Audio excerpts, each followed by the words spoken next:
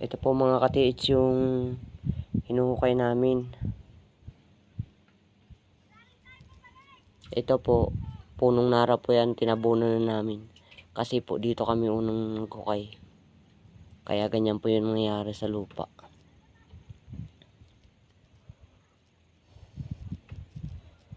Tapos po yan,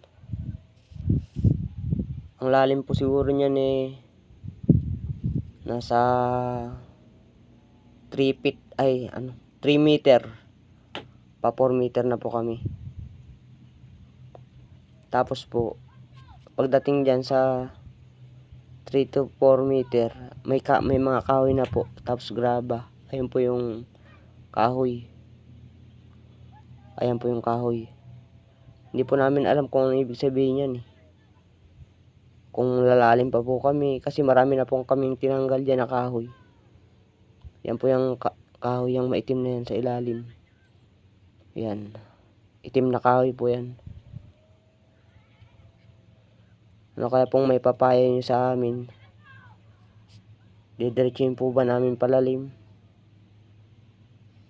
Tapos yan po yung lupa na yan. Kulay orange po yan.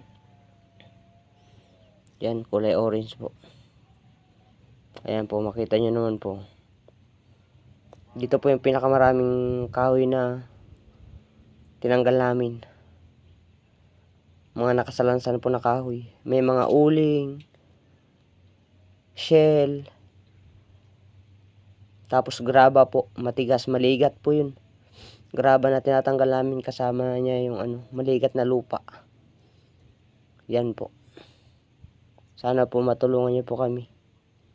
Ayan po yung kahoy sa ilalim.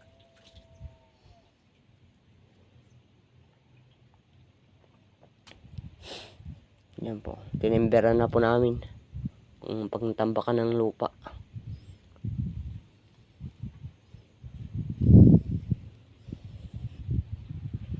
Ayan po yung butas namin. Iba pong kulay ng lupa, maitim. Ano kaya pong ibig sabihin ng pag maitim yung lupa?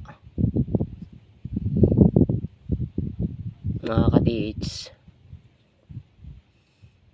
Ang pinagtataka ko lang po talaga dito yung kahoy na yan. Ba't po nagkakahoy dyan? Ganyang kalalim. 3 to 4 meter po yan. Lalim yan.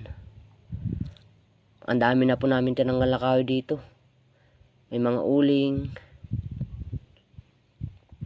bato. Pero wala po siyang gaanong malalaking bato. Puro graba lang po siya na maitim ang lupa ang kasama niya. Ano ba yung kahoy? Kitang kita Yang maitim na po yan. Kahoy yan. Sana po matulungan niyo po kami katiits. Hanggang dito na lang po at ako uuwi na rin po. Ingat po sa mga ka-hunter natin dyan.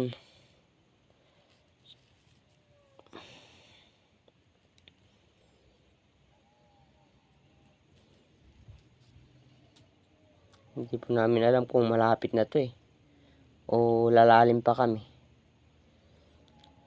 Kasi po natatrap kami dito sa tumitibag. Nagagaya po niyan. May crack na naman. Ayan po, may crack na naman siya. Ayan po, crack na naman yung lupa niya. Ayan. Pero okay lang po, pagtsatsagaan namin.